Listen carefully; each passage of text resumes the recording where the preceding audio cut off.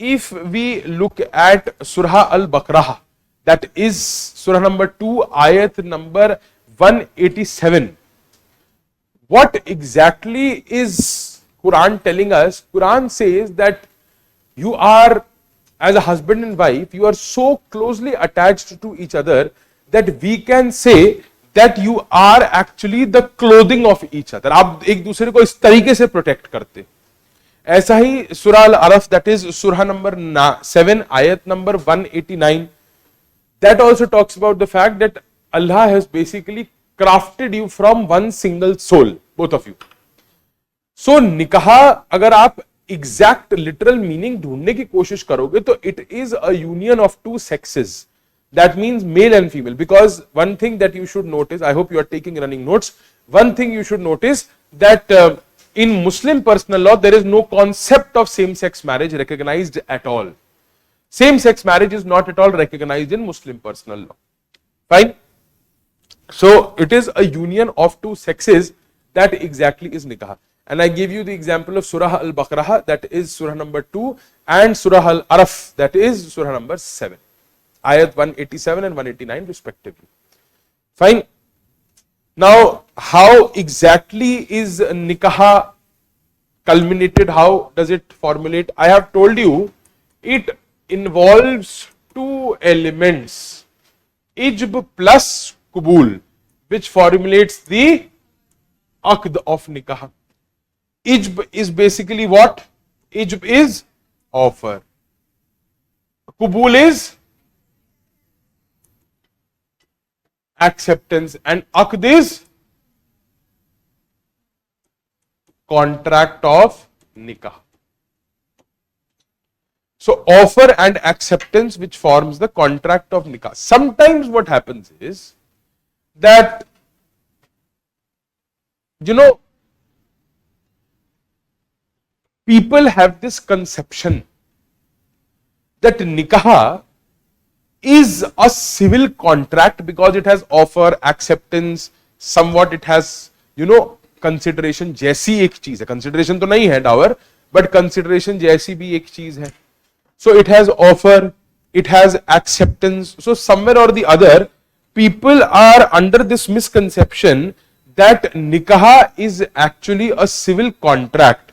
That is to say that nikah is not a sacrament. It is not a sacred thing, but it is a what? Civil contract. I gave you the example of two ayats from the Holy Quran. One, Surah Al-Baqarah, that is Surah number 2, ayat 187, and Surah Al-Arf, that is Surah number 7, ayat 189. Both of these verses from the Holy Quran, the commandments from the Holy Quran, they are talking about the fact that nikah between two people is not just a contract. When they are saying it is like I have crafted you from one soul, Surah Al-Araf, Surah 7, ayat 189, I have crafted you from one soul. या आपसे अगर for example जैसे सूरह अल बकरा में कहा गया है इन आयत 187, that it is like, you know, I have you are like the clothing of each other, meaning to say that you are so close to each other and you have to so much protect each other and have this companionship and love for each other that you are like the clothing of each other. आप दोनों एक दूसरे को इस तरीके से protect करेंगे और साथ रहेंगे. It is not hinting towards the fact that it is a contract, but legally speaking what happens is, because of the element of ijb and qubul, that is because of the element of offer and acceptance, it is treated sometimes as a civil contract. Now this is the first basic issue that we need to discuss, is whether nikah is a sacrament or a civil contract. But before coming to this issue, we need to understand the definitions which have been given of nikah. I told you the literal meaning of nikah is the union of two sexes.